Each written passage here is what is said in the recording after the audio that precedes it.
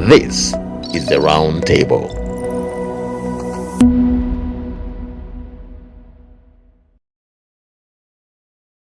A very good evening to you from wherever you're watching us from. Thank you so much for sticking with us. My name is Ram Aguko.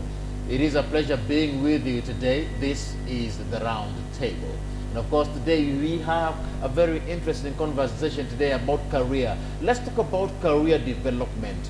How can a young person who is in campus, pick themselves up from the time they leave campus, from the time they graduate and get into their career swiftly? And of course, we know very well that many struggle when it comes to picking up their career. You are doing a job, you don't know what to do with your own career, maybe you're not comfortable with that particular job that you're doing. Today, let's talk about this particular conversation right here on the round table. Are there any steps that you can make to develop your career? Today, let's talk about this right here. And of course, we are coming to you live from the Obama Voice Church. That is Obama Voice of Salvation and Healing Church grounds. And with me, I have a very powerful audience. Thank you so much for coming, my people. Let's appreciate ourselves. Thank you so much, Asante Sana. And of course, I want us to welcome our guests who are joining me today. On my right, I am with Nangami Masakha. Karibu sana. Let's appreciate her. Asante. And of course, on my left, I'm with Pastor Sylvester Adina. Let's appreciate him also. Thank you. And of course, I would like to welcome you to be part of this conversation. And of course, keep talking to us. If you have any questions, we shall be able to give you time to ask those questions as we continue with this evening conversation right here on the round table. And of course, I would like to start with you, Nangami. And of course, let me just give your opening remarks, because I know very well that many struggle with career development. Now, as you start, what are some of those mistakes most young people make when they graduate? Once they graduate and they want to kickstart their career, and they get out into the job market, what are some of those mistakes that they make that actually prevent them from developing or growing in their career? Okay, that's a very interesting question. First of all, it's my distinguished honor to be here. Thank you so much for having me. And this is a question that also, it was a big problem for me coming out of campus, or rather coming out of college, because I didn't know what I wanted to do. But now, having gone before, I think, your audience here, I think I have maybe one or two things that I can say in regards to that question. When you're getting out of college, or when you're out of college already, or even when you're in college, the first thing that you're supposed to understand is that a job is different from a career. A job is what you do. A career is what you love. So a job is accounting, a job is engineering, a job is law, a job is the description of what you do. But a career is ongoing. That's why we say career development. It's something that never ends. You go to school, you acquire knowledge, you acquire skills, you acquire experience, that as time goes on, you keep on building upon it. And there's something called skill stacking, but that is something that I come to probably later. But the mistake that people make is your career is something that you have to love. And when it's coming from a place of passion, any subject coming from a place of passion will always save you. Because once you're passionate about something, you love it. And a job is something that you're very good at, but you can be good at something and not love it. And if you are good at something and don't love it, you'll end up being very mediocre and average. But in your career, it's something that you love. But then here's the caveat. You don't have to love everything about what you do. So I'm going to give in terms of a job. In terms of your career. I think people think that I have to love everything about what I do. You don't have to love everything about what you do, but you have to love 80% of what you do. Let me get it straight. You're saying a job is different from a career. Yes. You don't have to love it. You don't have to. A job is very mechanical. Yes. It's very mechanical. A job is, I'm okay, let me give you an example. Yes. I am a doctor. I treat people. Yes. That's my job. But my career is I save lives. So a career has purpose to it. That is why it is something that you have to love. Okay. It is something that you have to be passionate about. A teacher is somebody who educates, but a career as a teacher is somebody who impacts knowledge and wisdom. Yeah. So when you're coming from that level of I save lives, even as you go in as a doctor to treat patients, you understand that you have to do everything within your power to save a life. That is a doctor who's passionate. But a doctor who's just there to do the job will just say, I give you your prescriptions, carry on. All right. Yes. So some of the common mistakes many people do when it comes to, their career? Most of the mistakes that they do, you go in thinking that you're going in for a job. And that is why you have people who are in a rat race. You keep on doing things that you don't love because it's a job. It's not a career. Yes, a career is ongoing. It's something that you keep on doing for a really long time. You get in there thinking you will get a job immediately, but... Yes, it's not the same. Yeah. Pastor Adina, Yes. common mistakes youths make when it comes to their career. The first common mistake is not knowing the difference between a career and a job. That is the first mistake. Wow, I love where you started from. All right, not knowing that difference. Yes. Because you see now, if you want to pursue a career, it's different from pursuing a job. Just like she said, a job is anything that you can meet around and you do. But a career is something that you pursue to a point that you gain the skills for the same, right? Yeah. So the mistakes people do is like you pursue a job thinking that you're pursuing a career. That is first thing. First thing, you must distinguish between the two. Distinguish between the two. Right. Right. Now, all right. You have another, and then I move to the next question. Just one more. Yeah. The second mistake is people go into careers with the wrong intentions. Yes. An example is Yeah. you want to pursue a career because you heard it's got money, but it's not your passion. Wow. But they always say that, Nangami, right? That these are the top 5 most paying jobs. You see, something like that. That's a mistake.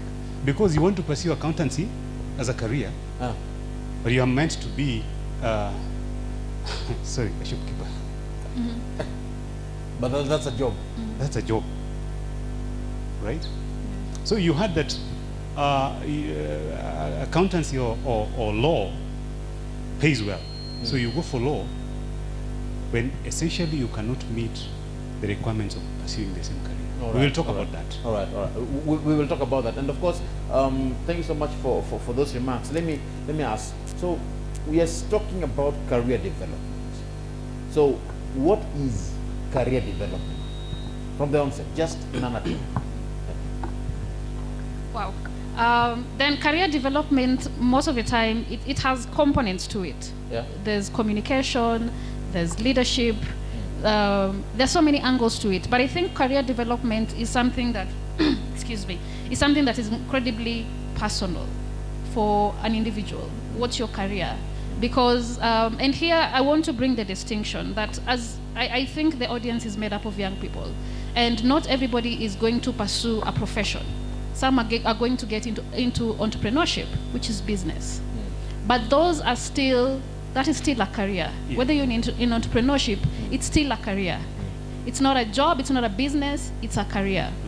So career development, when you go into a career development, and I want to put it just in a nutshell for somebody who can understand it like a 3-year-old.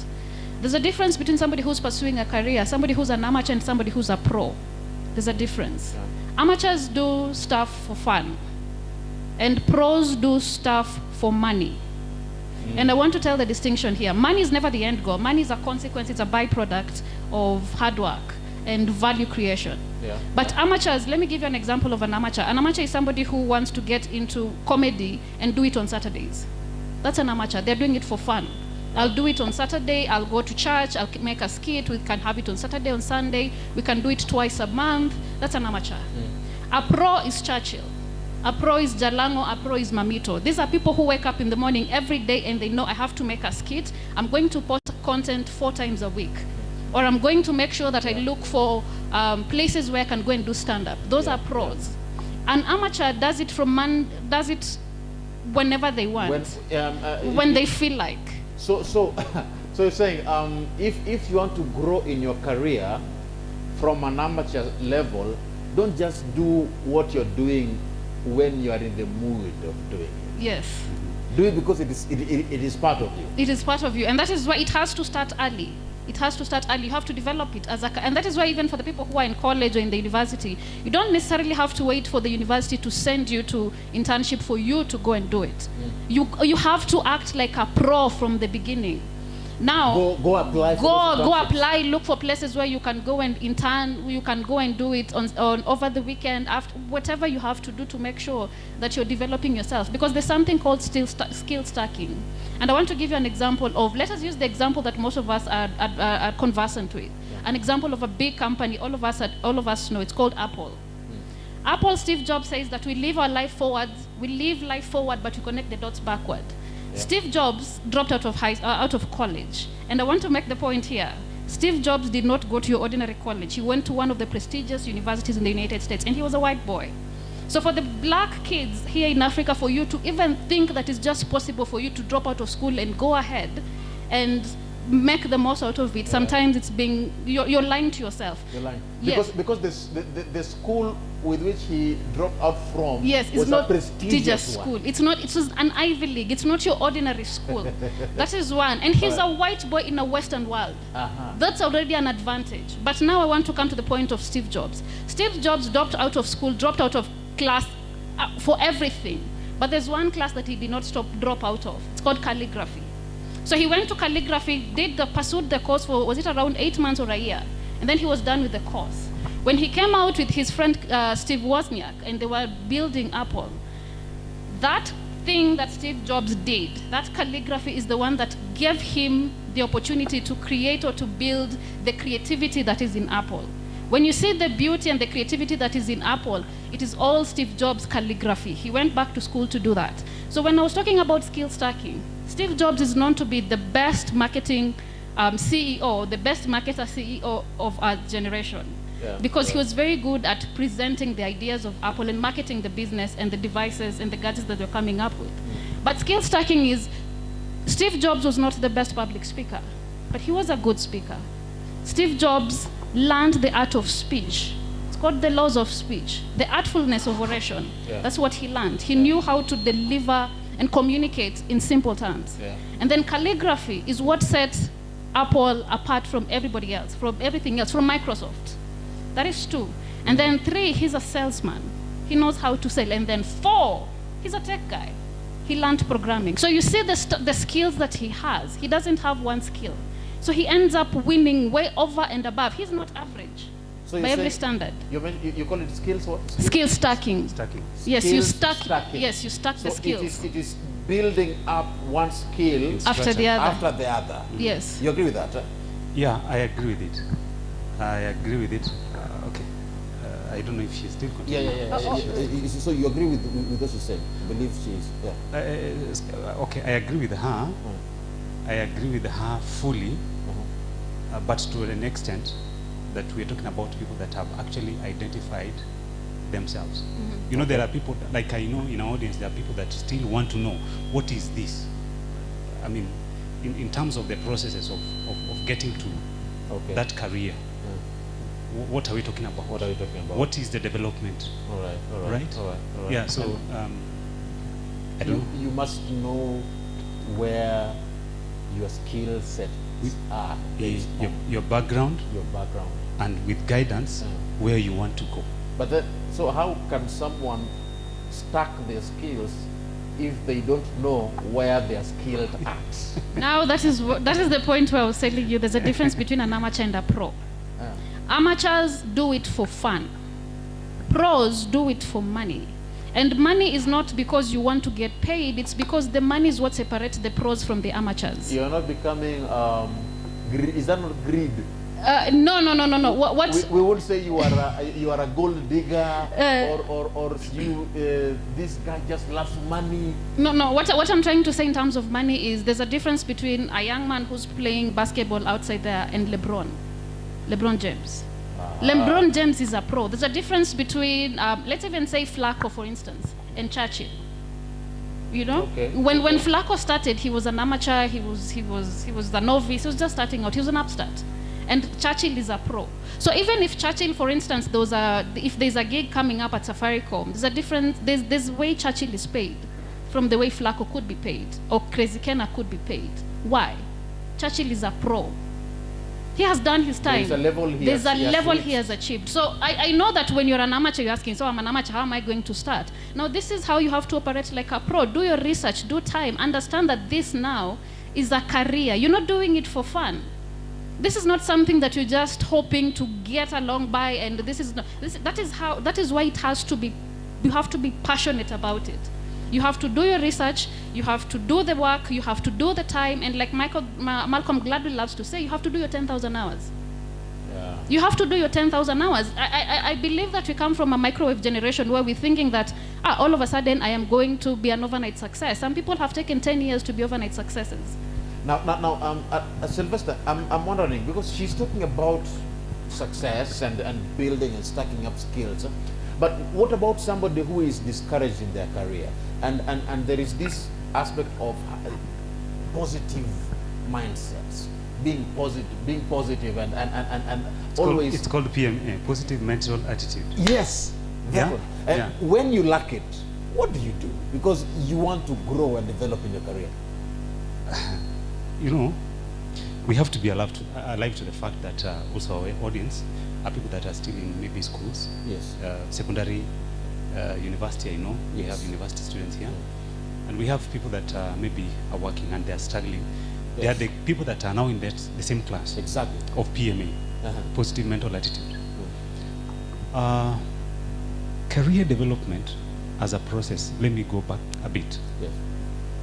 I thank God for our government that is introducing CBC, because essentially that should be in the long run guide us to where we need to be. Skill stacking, as she was talking about, is very important. And I want to give you my personal experience. I did accountancy, right? I went back, did insurance. That is stacking, Okay. I did ICT, right? Not because I lacked something else to do, but to gain more knowledge. So my career is still, that I'm pursuing, is accountancy.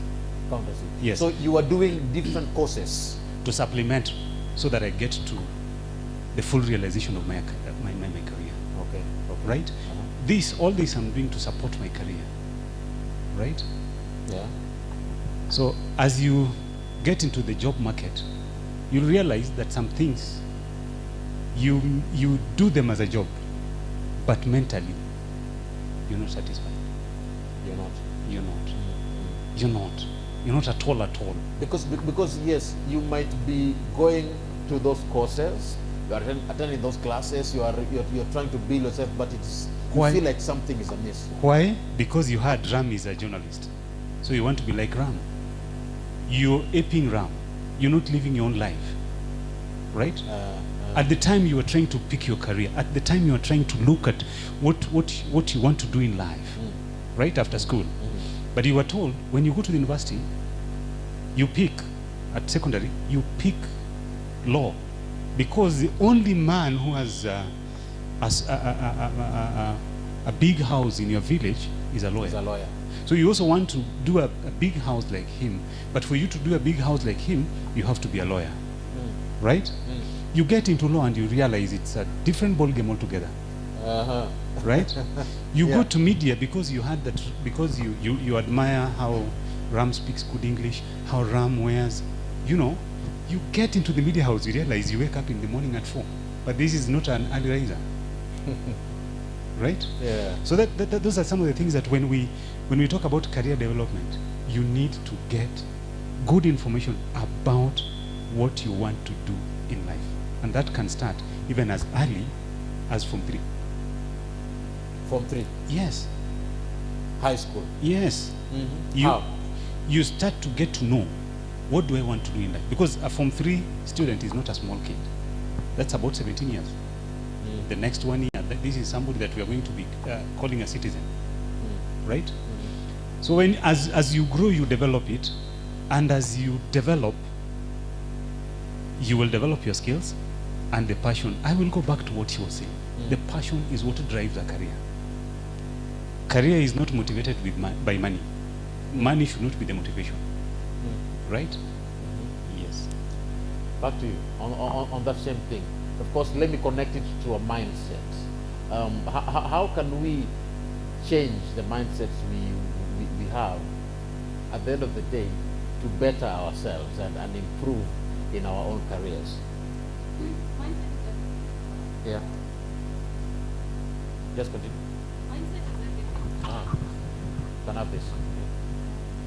Yeah, mindset is everything, because there's really nothing you can do outside of yourself if it doesn't start in the mind.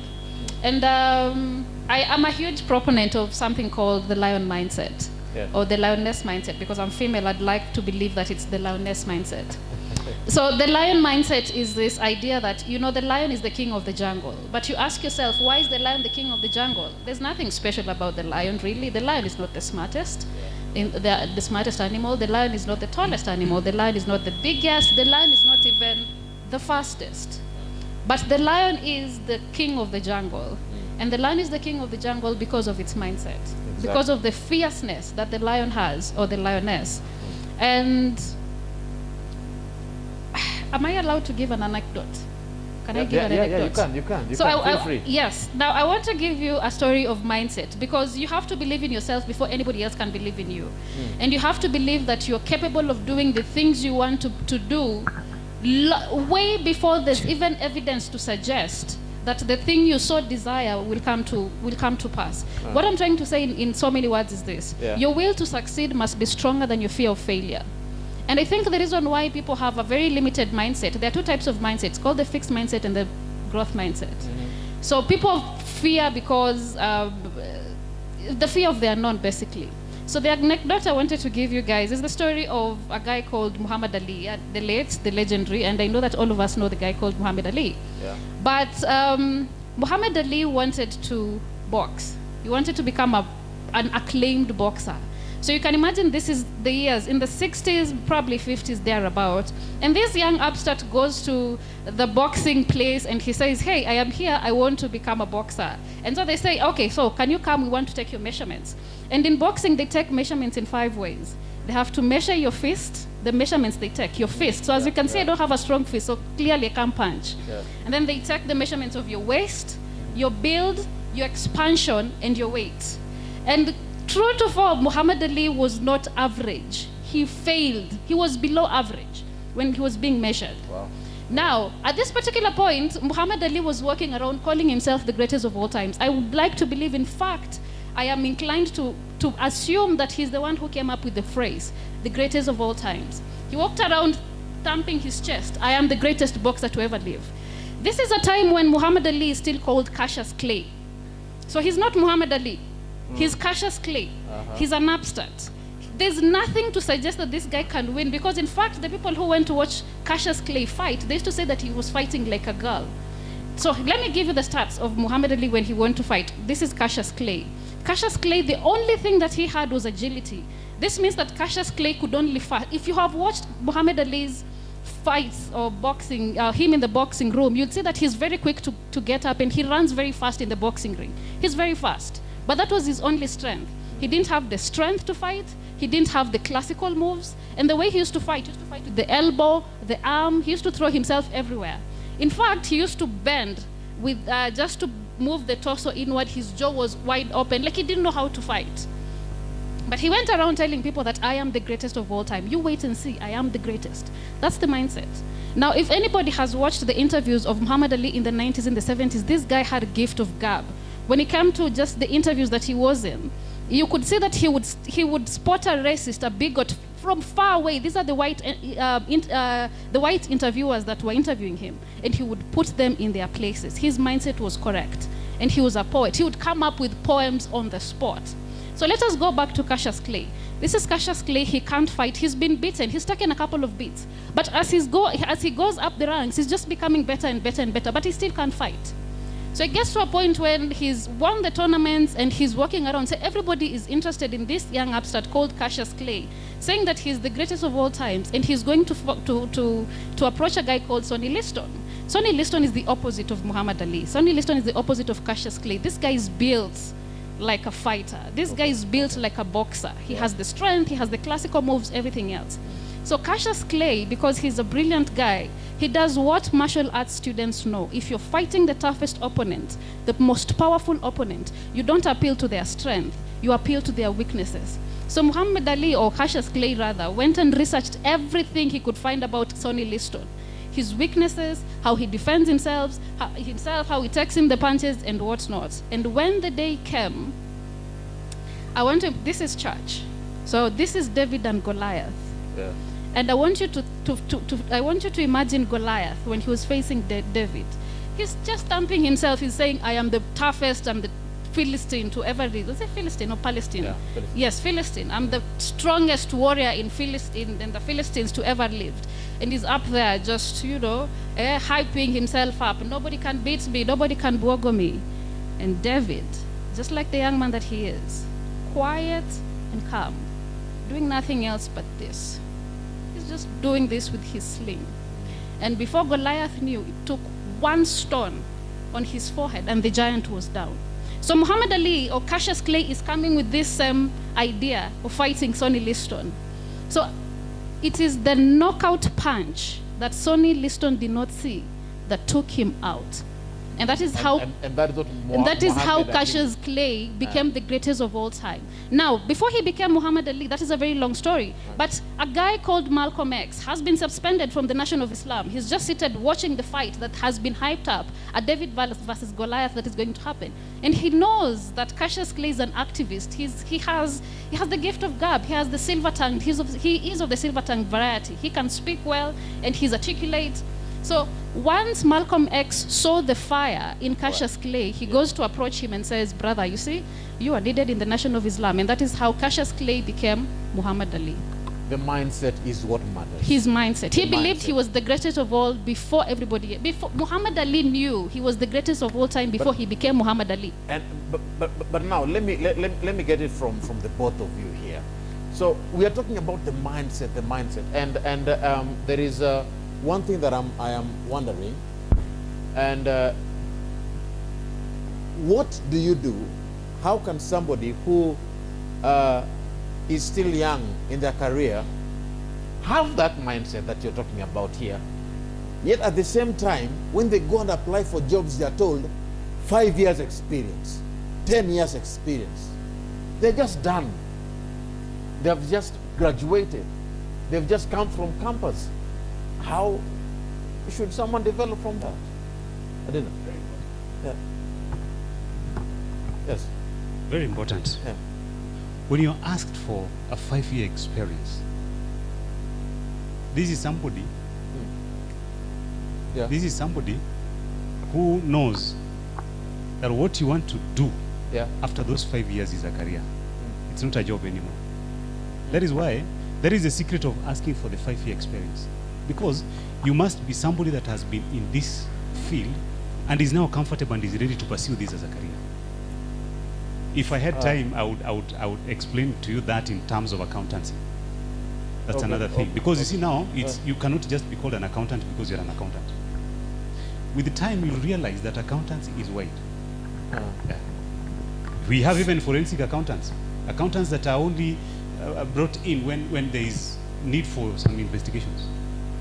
That is not something that will be done by any other person, because that is why they will ask for a 5-year experience. 5-year experience will mean that you might have met all departments of accountancy. Yeah. So if you're from school, you say you're an accountant. You're not yet an accountant. You're not yet an accountant. So somebody who has just come from campus, graduated, say I'm an accountant. No, you cannot be an accountant. What makes them an accountant? It's that experience. That is what will guide you to the next level, what you want to do. Because you see now, calling yourself an accountant, and you want to do everything that accountants do. By the way, let me just tell you something. For those who would want to pursue accountancy, and would want to pursue even auditing, those are two different things. All auditors are accountants, but not all accountants are auditors. That is when you realize that with experience, you realize So when I hear somebody say it is Adina and Adina company certified public accountants, that is not just any other accountant now. That can now be an auditor. So for those who have done CPA, it's a different skin altogether. Yes, we will come to that if time allows us. All right, because yeah. you see now, we have guys who pursue accountancy from the university. That is not an accountant.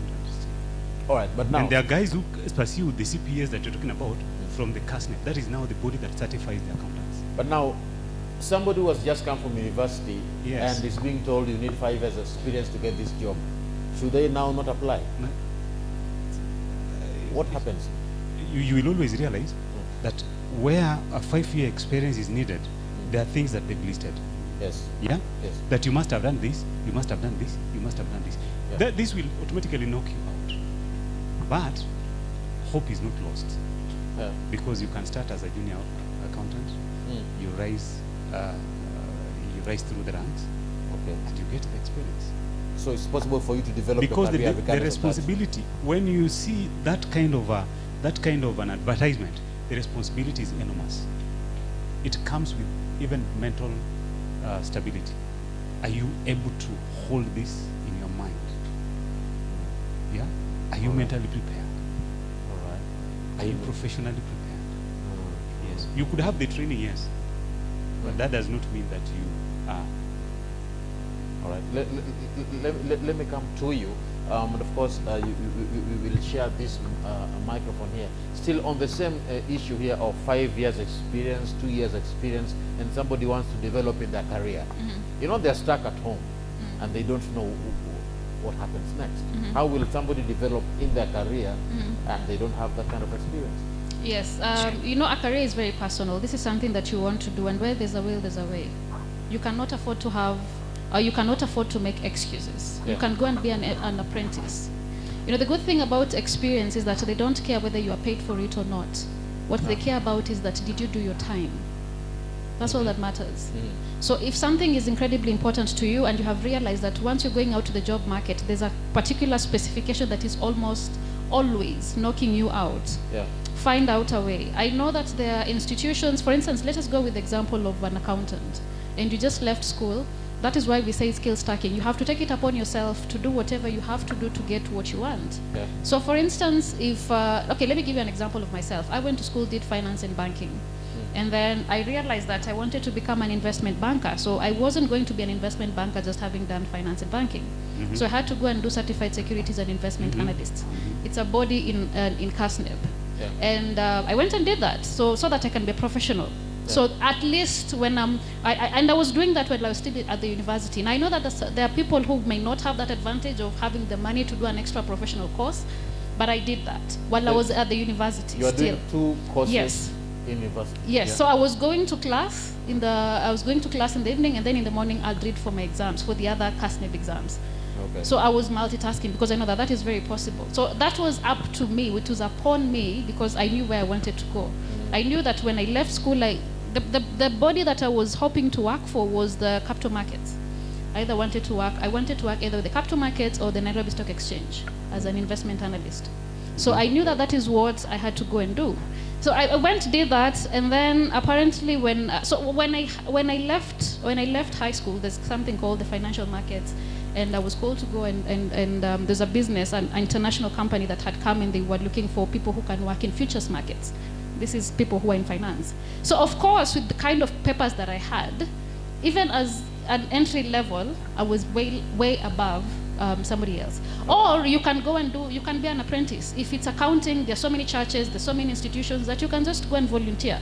The good thing about volunteering, like I said, experience does not matter where you got the experience and whether you're paid for it or not. Yes. You have to take it upon yourself It doesn't matter. It doesn't. It doesn't matter. You have to take it upon yourself to do it. It's your responsibility because it's your career. So people should be, even if you're in campus, experience is acquired through internships, through attachments, Yes. and through applying for other courses that build up your skill. Yes. And let me tell you, Yeah. how many years do you take to pursue Bachelor of Commerce Accountancy? 4 years, 4 years. right? All right. Within the same 4 years, you could pursue CPAs, right? So by the time you're graduating, at the university, you have your CPAK, you're a member of ISPAC, you've done your volunteer work with some audit firms, you already have the experience, my brother. Wow, wow, wow. I want us to take a short break, and then we'll be back. After this break, I want us to handle other issues. One, how can somebody make sure that they are irreplaceable? That they stand out? Is it possible to have somebody who is, that person who is in the office, that you know very well, if that person loses their job, the whole company will feel that the effect. Is it possible? As we go to that, Yes. to the break, Yeah. Albert Einstein once met a young man. And we know the story of Albert Einstein because I know they learn about him in school. He asked him, "What are you doing?" The young man said, "I've just finished my physics, faculty at the university." Albert Einstein looked at him, and Albert Einstein said, "I'm still continuing with my physics classes." Why? He is irreplaceable in physics. You cannot replace him. He is still continuing with it. You cannot. You cannot. Ladies and gentlemen, let's give a round of applause to our panelists here today. And of course, as we take a short break, we'll be back. After this, let's find out, is it possible to be irreplaceable? And also, in the world of today, we're in the 21st century. This is a Roundtable. This is the Roundtable.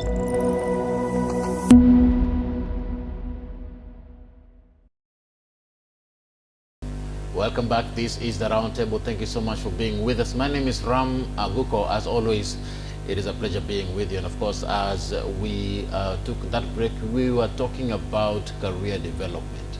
Of course, welcome. And of course, we just wanted to move to the next particular segment of this evening conversation right here on the round table. I am with Pastor Sylvester Adina to my left and Nangami Masakha to my right. Of course, we shall sample your questions a bit later on as we continue with this conversation. And let me come to you, Nangami. We are talking about career development. And before we went on that break, we mentioned so many things about the mindset, about the skill stacking, and so much more. Now, for somebody who is still a student and they want to pick up the best career for themselves and the best steps to help them improve in their career, what are some of the things they need to do in order for them to be able to, avoid getting confused by people who advise them that, for you to develop your career, do this, take this course? Because we have so many advisors, and somebody does something with the expectation of getting something in return. So how can they avoid getting themselves confused? Because now everybody is telling you, for you to develop your career, take this course, do that, work here. How can we avoid getting ourselves confused for a student? Okay, I might be speaking from a point of ignorance, so I'm open to correction. Before, in my time, before we went to university or before we went to college, you had like a year or two at home. And in the Western world, they call it a gap year. Actually, it is a gap year, that once you're done with the university, or once you're done with high school, you don't go to university immediately. So that 1 year, most of the time, people take it to, I remember there's so many people would take it to go back to high schools, their former high schools, or to their high schools within clearance. Get clearance. And then there's some people who will go back to some primary school and begin to teach, just keeping yourself busy. But what they forget is that 1 year is supposed to help you. That 1 year is supposed to help you figure out what you want to do. And unbeknownst to most people, that is the time when now, I remember in our time, people used to go and do some courses in Microsoft, computers, that sort of thing. But that is the time when you're supposed to do so many things. And I know in the Western world, we saw what, was it Malia Obama, what she did? Where she took a gap year and went to France. Of course, this is for people, this is for affluent people, people with money. They can go on vacation, or they can go and find themselves from a different country, in a different country. But in this part of the world, we may not enjoy such luxuries. But once you have that 1 year, that is the time for you to figure out what you really want to do. But I know that what most people do is that you do the course according to your grades, which is a very wrong thing. You say, oh, I had an A, I scored an A, so what can I do? The only thing I can do is medicine, engineering, the law, and that sort of thing. So you choose courses based on your grades, not based on what you really want to do. So I also give myself as an example here. When I went to the university, like I mentioned, I went and did finance and banking, and then went and did all these other courses. But then after I left university, I figured, I am not a corporate girl, really. I am not the sort of person who would want to sit behind the desk and push papers. That is not really what I wanted to do. It's a noble cause. It pays a lot of money. Can you imagine the badge of honor that you walk around telling people, I'm an investment analyst? It's a big name. It's a big title. Did you picture yourself being corporate? No, I at never. The beginning? No, I never did, because I went to do Bachelor of Commerce because that's what my grade said I'm supposed to go to university and do. So for somebody to avoid getting themselves confused in career development, you're saying they should look at the skills they've got. They should look at what they want to do. Don't look at the grades, and don't look at the money, because money is a vanity matrix. Don't look at the money. Oh, by the way, if I do the law, I am going to be a corporate lawyer and I'm going to make a lot of money. If I'm going to do engineering, that is why when we started from the beginning, we said there's a job and there's a career. A job is what you do. It's like the example I gave you for Microsoft, for Apple. So that is what you do. Let me come to Adina on the same. Yes. What should someone do to avoid getting themselves confused, even as they're building up their career? Yes. It's a good question, because that is where most people get lost. What you should first do, I believe, like she was saying, there is always a time before you join the university. Backwards a bit. As our times, there was nothing like revision. Nowadays I hear they revise when they're joining university. Ours was, you've passed, good in maths, English, Bachelor of Commerce accounting, Bachelor of Commerce, right? You've done this, you're going to education. Nobody gives you that time. But the only time that you are given is to join NYS so that you can be trained a bit on life skills. But nowadays it's not there. Nowadays it's not there. Yeah.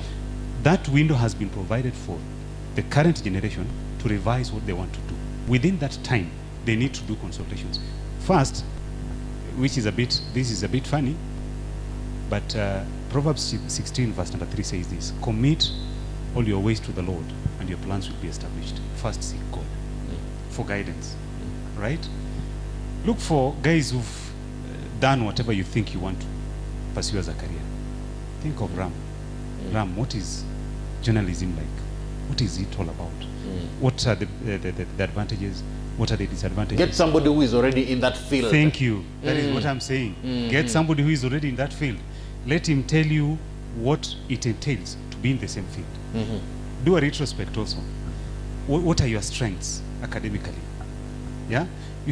Okay, fine. The reality is, if you scored an E in mathematics, it's not easy for you to go to pursue engineering. Yeah. Right? Because the first things that will be required is you must have certain grades, cluster subjects, right? And in fact, that is one thing that I need to tell young people who are watching today, that if you want to pursue a course, be ready to do the technical subjects that pertain the same course. Yeah. Right? Don't just say I want to be an engineer, I want to be an accountant, but you don't want to do the subjects that are going to lead you to pursuing the same course. Right? Those are things that you must do. Those are things that there is no shortcut about it. Once you do retrospect, you ask yourself, can I really be a nurse? Can I really wash wounds? Right? Can I really pick somebody whose skull has been ruptured on the road? Right? Somebody that has had an accident. Can you be able to pick this person up? Because, as I say, for example, a nurse, you'll be the first person to handle this person before the doctor sees the person. Can I really be able to handle that? right? Do that kind of retrospect. Now, still, in connection with that, and of course to the both of you, for somebody who is already in campus, Yes. you are already doing a particular course. Yes. Along the way, you realize, I don't think this is a career I want to take. Stacking comes in. I don't think this is the career I want to build myself on. Yes. What do you do? Yes. That is where stacking comes in. Skills stacking that she was talking about. Right? That is when you realize, okay, fine, you went into accountancy. Sorry for mentioning accountancy so much, because it's what I know. It's what you do. Yes. That is what I know. You realize that, okay, fine, this is not what I want to do. This is not what I want to do on my daily basis. Yeah, I think I want to pursue something else. Start looking for what you need to study to get to that your new career. You can be an accountant and then you end up being a lawyer. Did you know that? Because in finance and in accountancy, we have company law. And you can pursue it and say, okay, fine, with the grades I have, I can still pursue law. You'll have exemptions having done some courses. Nangami? Yes. Your thoughts on that? Yeah, in fact, I agree with the point where he was talking about you have to look for the people that have gone before you and then ask them for advice, what they can tell you, and then you can learn the ropes as you go along. Now, if you get along the way and you've realized that this is not what you want to do, and especially in this part of the world, I know it's very easy for us to be derailed by the Western world and feel that in this part of the world, specifically in Africa, that you can just drop out of school. You can just drop out of school and then go ahead and do something else. It's going to be tough. So you have to be very cognizant of the environment in which you are, and understand that it is not. Which is why sometimes, let me digress a little bit. Which is why in this part of the world, it's not easy to tell somebody, if you don't like something, leave it. Yeah. It doesn't happen in this part of the world. In the United States, in Europe, it can happen because you can afford 3 jobs a day. And so you can have so many jobs. There's always something you can pick to do, but not here. So if you don't like it? So if you don't like it, then you have to figure out what you want to do early on. Yes. Early on, before the time. You can't say that you're in 4th year right now and you don't want to do the law all of a sudden, because now that's a waste of time and resources. So if it's 4th year, you just proceed. Just proceed, finish. 3rd year? 3rd year, also 3rd year is still proceed. 2nd year? And finish. 2nd year, then you can change. You can do something about it. You know the beauty of proceeding. Yeah. You might end up landing in a job that will get you to your destiny. Okay. Right? You could. There are people that we've heard stories of guys who are told, go do medicine because you see now this is what your father wants you to do, this is what your mother wants you to do. Exactly. Then after doing that medicine, you realize that you are not cut for medicine. But all of a sudden, blood doesn't go well with you. Yes. Because it's part of yes, medicine. yes. But you realize that the money that you get from your medicine can help you pursue another course that will lead you to the destiny, what you want. Which leads me to the next thing. Yes. And I want to find out, for somebody who is still in career development, Nangami. Yes. And Sylvester. Yes. You've done a particular course. You never liked it. You did it because life happened. Because some people, because of life issues, they end up taking some particular course even though they did not like them. But life happened. But still, you're talking about career development. Should they, once they're done with that particular course, go back to school and now say that now I want to do the course I wanted? I think that is exactly what you're supposed to do. That is the easiest way. And you have to go back. You have to be smart. You have to be aware where you are, of your environment. Understand that you're in Africa. You're in a third world country. We don't have luxuries of education. In the Western world, and I know that most of the time this thing is peddled by people in the Western world, that you can just drop things halfway and pick something else. In the Western world, you can have a credit card where you can be paying your school fees off from. Here, you have to wait for the help if you're somebody whose parents cannot afford to pay for you your education. So sometimes you have to be cognizant of where you're coming from. If you're coming from an environment where you can switch courses and your parents are willing to support you anyhow, be my guest. Go ahead and do it. We know that the kids who will take 6 years pursuing so many things and their parents are willing to pay. But there are people who don't have that luxury. So you just have to sit tight, go to school, get your degree. And in the environment that you see we are in today, you will realize that years will pass you by, and then you wished you just had that degree. You wish you just had that degree, because at least that certificate, whether it's a diploma or it's a degree, it gives you leverage. And you have to be smart, like I said. It's like somebody who wants to leave a job and to go into entrepreneurship. You just don't walk away and leave. You have to eat. Yes. There is something that I need to also bring in here. You realize that the greater percentage of people that will switch off from their careers is a very small percentage. Very small. And you realize that these are people that have not fully pursued the same faculty. What do I mean? In most cases, you'll realize that people who otherwise drop off from their, let me call mainstream careers, will run away to the entertainment. Sorry for that. Yeah. In most cases, the bigger percentage that will always leave their careers will go to entertainment, and not a big percentage will leave their career per se. What will happen is this: if you really qualified and you really got into this career, because somehow when you developing a career, it is not just a one-off thing, it is a process.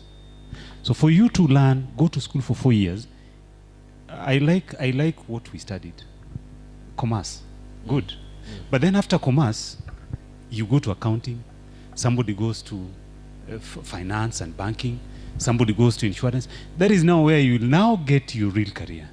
Now, I want us to move to the next particular item, and this is second last. Yes. How can we take advantage in terms of career development? How can we take advantage of the internet to develop ourselves? What are some of the things that we can be able to do? Because we are in the 21st century and technology is here with us. Nangami. Hey, this is an interesting topic, because I understand that we are dealing with millennials. I'm assuming that your audience is millennials. So it's also the reason why career development is it's a very tricky topic with them, because there's so much that is happening out here. I think we're living in the era where we have, this is the generation worldwide where we have the youngest millionaires in the world, or the youngest billionaires in the world, or this is the time where we have young billionaires in the world. We have Zuckerberg, we have Elon Musk. These are not old people. These are not the likes of Warren Buffett and Bill Gates, who are the old people.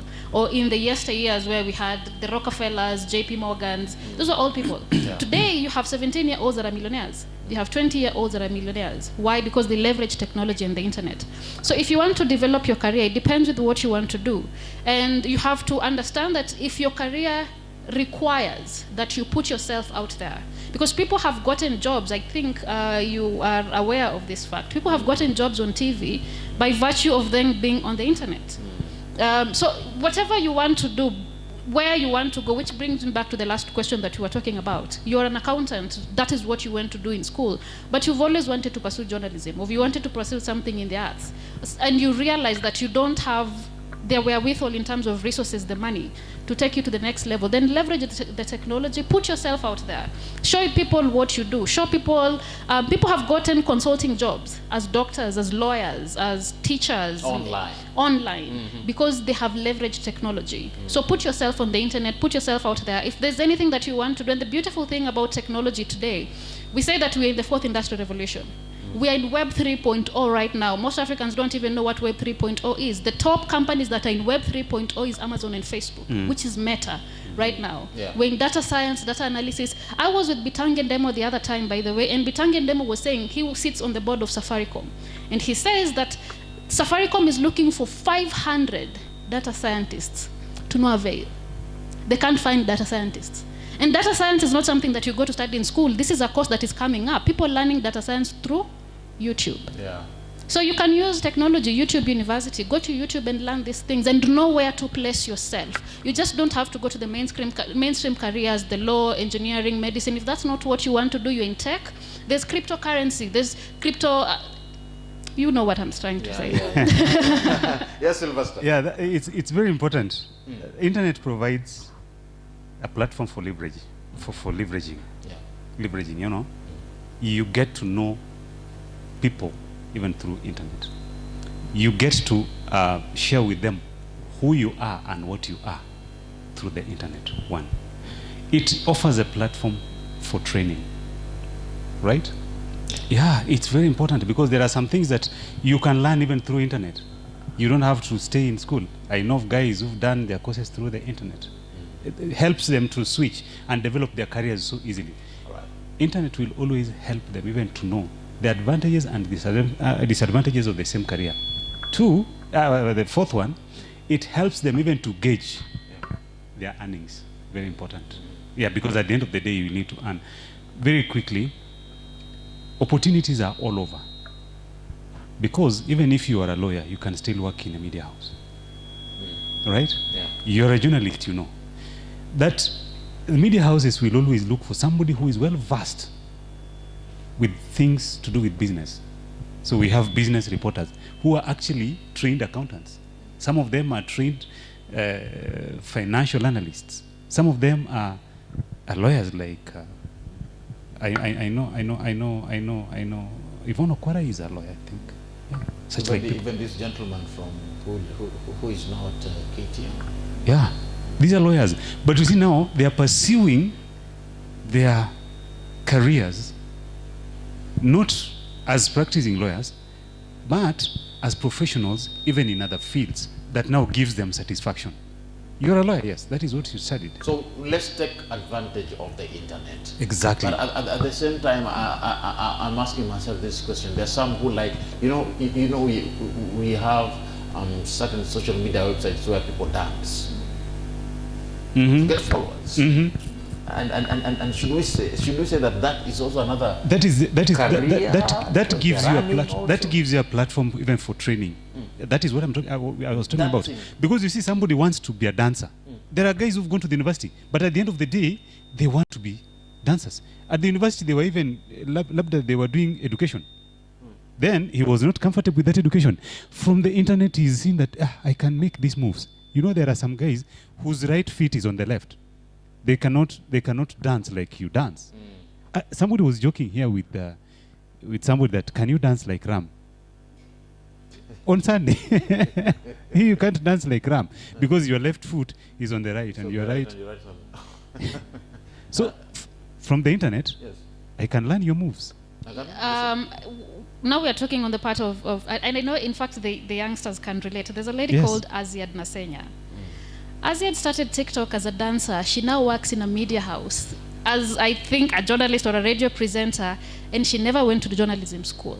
That's the power of technology. Yeah. Aziad is an influencer right now for a myriad of brands, and she has not done advertising. She has not done advertising or marketing. That's the advantage of the internet, that you can become a household sensation based on your talent and the things and the gifts that you do. So if you have a talent, you have to be diligent to your grace, and you have to ascend to your place of talent and gifts. So if you have any talents and gifts and you realize that your academic qualifications are not necessarily what you have to do, the internet is a beautiful place for people who have talents and gifts to put themselves out there. Like nowadays, influencers, they make a lot of money, and you're thinking they're doing it in 30-second videos. An influencer makes a lot of money for a 60-second video. That is the power of technology. So you have to leverage technology and understand how it is going to help you. All right.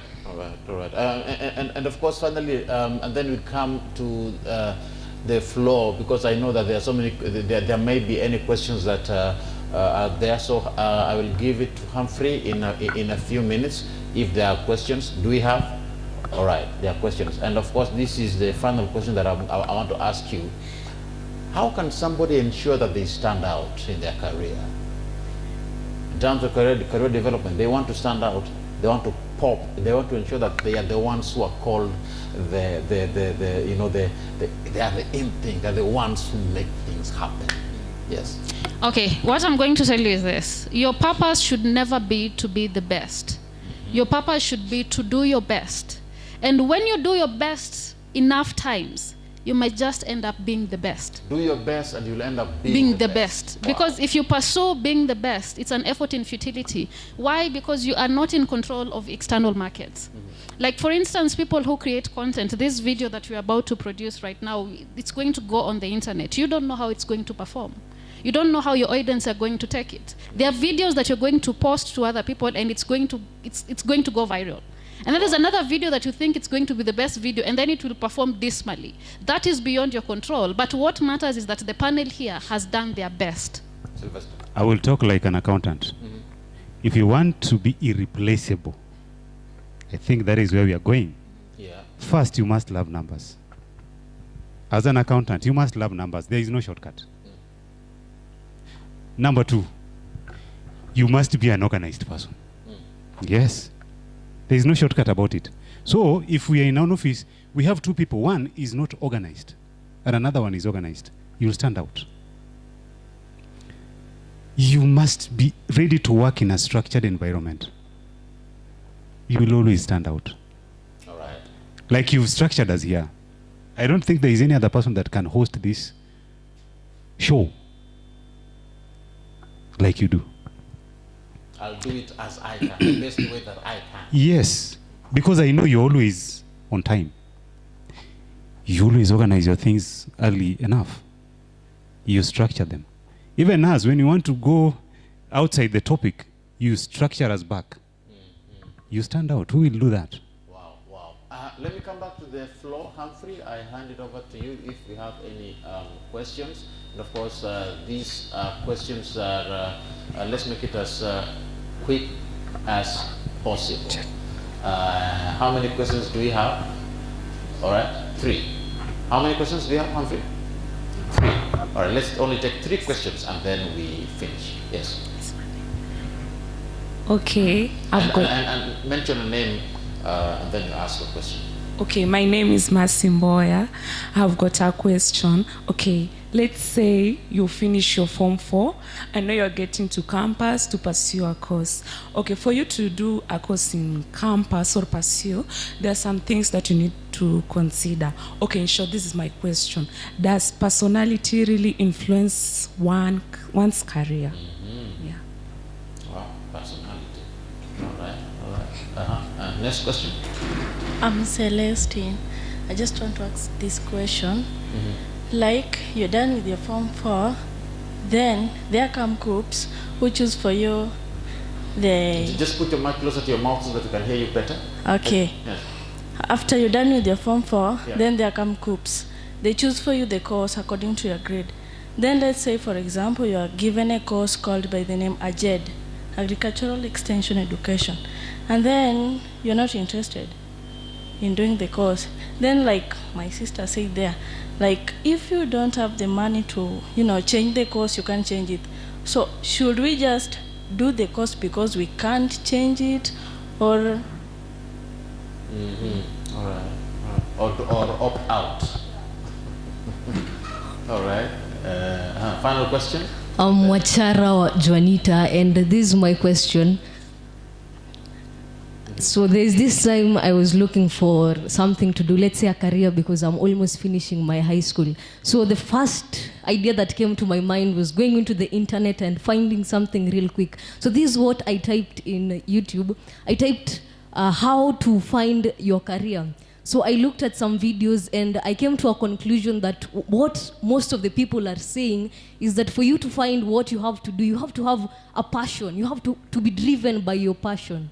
So coincidentally, my sister comes and asks me, what do you want to do when you finish high school? I already know my passion. So I just tell my sister my passion. I tell my sister I want to do this passion that I know I want to do. My sister is like, you are so young, you don't know what yet, you still don't know what you want. So I'm like, is telling my sister my passion, it did not seem genuine to her. My passion did not seem like a money-making career. So it was like, I need to find something better. My passion did not satisfy, it was not on her standards.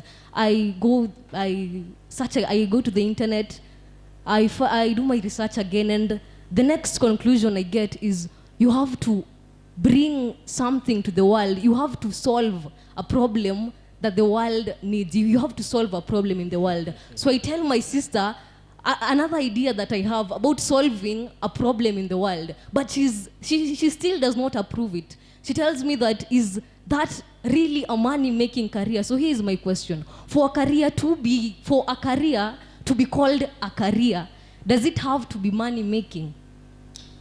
Wow. Let's appreciate all the questions that we've received. Let's appreciate them for the questions. Let's give them a better applause, Sky. All right. I love that. And of course, I remember Nangami mentioned that about the aspect of money making. And let me give you guys time to respond to all those questions. We start with the first one on personality. Does a career have to be based, or should it be based on my personality? Nangami. I think personality, in my view, personality is the guiding principle. It's the center of everything. Because your personality just from the word, it's your person, it's who you are. So you have to choose something that speaks to who you are. You have to do something that is authentic with you. And the beautiful thing about this generation, the millennial generation, is that you can go ahead and do whatever it is you want to do, and the world will give you the platform to do what you want to do. So choose something that connects with you. Connects with you, yes. All right, I'll come back to that in a bit. Your response? Personality matters a lot. Actually, as from our field, personality matters a lot. If you're somebody that is careless, my friend, this field will be very difficult for you. All right, now, the other question was, if we are to look at such kind of issues, does it have to be a money-making venture? Because now one of us is saying that, you know what, I went to my sister, she said, "Ikitu aileti pesa." Yes, and that is something that we actually handled within the discussion. Yes. Because most of these people, family members are not bad, but family members would always want you to do what they didn't do. They will always want you to pursue what they could not pursue, so that you become a reflection of the family in that profession. And you can never what they could not achieve. If your father wanted to be a doctor, tell him to go back to school and do medicine. Let him not force you to do medicine. But of course you cannot do it. You cannot do that. You cannot do that. Yeah. But you pursue what you love. Pursue what you love. I would tell Yonita, if you've identified something, talk to a professional within the same field. Yeah. Stop talking to somebody, much as this person is your family member, stop talking to them because they may not even understand what you're talking about. And I think my answer is the same. When you want to do something and it doesn't make sense to other people, especially when it comes to the money-making aspect, it might not be as lucrative as people think. But I want to iterate what I just said initially, that if you keep on doing your best, you might just end up being the best. And I want to give you an example of this. It's called, let me just say the platform that he's on. He's a TikTok sensation. This guy goes around just dancing to people, and all of a sudden nowadays he's on flights. He's hopping on flights, going to whatever parts of the world to dance to people, to do the same dance, to give people flowers and gifts and that sort of thing. And because he's a good dancer and he knew how to set himself apart. So you just pursue your dream as long as it doesn't make money. A couple of years ago, probably 20 years ago, none of us believed that it was possible to go to Mars, let alone colonize it. And I'm telling you that 20 years from today, it might just be a possibility. Why? Because one person who was a madman, who appeared like a madman, thought that it was possible, called Elon Musk. And today, the billionaires of this country, or not this country, but the billionaires of this world are putting in money into aerospace so that they can go and see what they can get in Mars. So it's a possibility. And the other question that was asked was concerning... KUPS. KUCP, Kenya Universities and Colleges Plus. When you are, the course they have selected, for you is not what you want to do. Yes, but before we finish on this, there is something that always comes up also. When you're choosing a career, choose a career that you think you can do even when you are 50 years old. Hello? Don't just choose something because it's what I see, people are making money with it, and this is the end thing for today. Is it something that you can do even when you are 60 years? I'm now 50, right? I can do auditing even at 80. Right? But at 80, I'm not. By the way, I was a very good dancer when I was a young man. But my moves nowadays are sluggish. Right? So much as you think that is what you would really want to pursue because it impresses you, because you have passion for it. But will you have this passion for the next 50 years? Okay. I've left that. Also to answer on that, probably to add on that, if it's a career that you want to pursue in that angle, then go ahead and do. If you want to be an accountant, you can have the degree as an accountant and then go and pursue something that is lively, a dance, acting, and that sort of thing. But I want to tell you that Jay-Z doesn't sing anymore, but he's one of the richest musicians to ever live. He's a businessman right now. So you can go into dancing, you can go into acting, you can go into music, and then make your money, invest, and then go around buying teams and buying businesses and buying companies and invest. And you can live later in your 80s you don't have to work a day in your life, but you are a businessman or a businesswoman. We may end without answering the other question of when... Kusips. Yes, when someone selects a post for you. And now we have to be careful that I don't know how you're going to answer that. I can answer it in 30 seconds. Yeah. Kusips does not mean that you're already in a college. You've just been placed. Yeah. Right? So if you realize that what you want to pursue, you're not given at the university, look for the universities because the cutoff is C+. Maybe there would be some limitations in terms of finances. You can even pursue it from TVET. All right. Upgrade it to university level. Thank you. I want us to bring this conversation to a close, and I want to give you both time to have a final word about career development. What is your parting shot? I'm giving you each 30 seconds. Let me start with you, Nangami. Career development, like I said, it's all about passion, what you're really passionate about and what you want to do.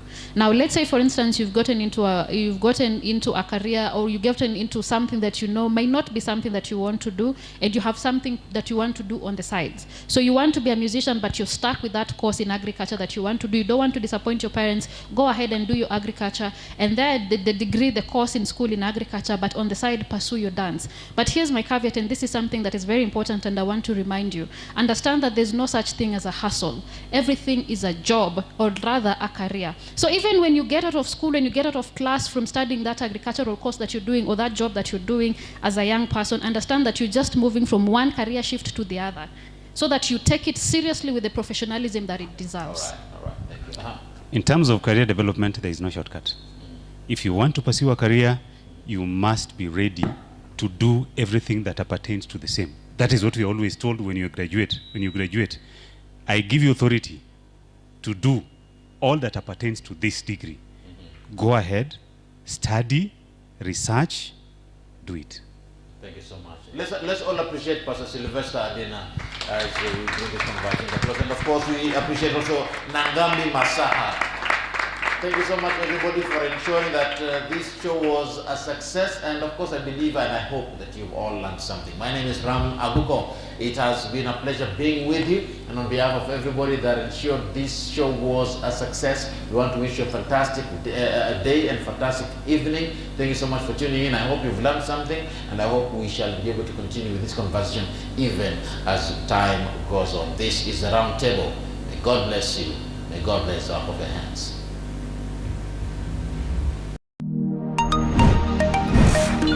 This is the Roundtable.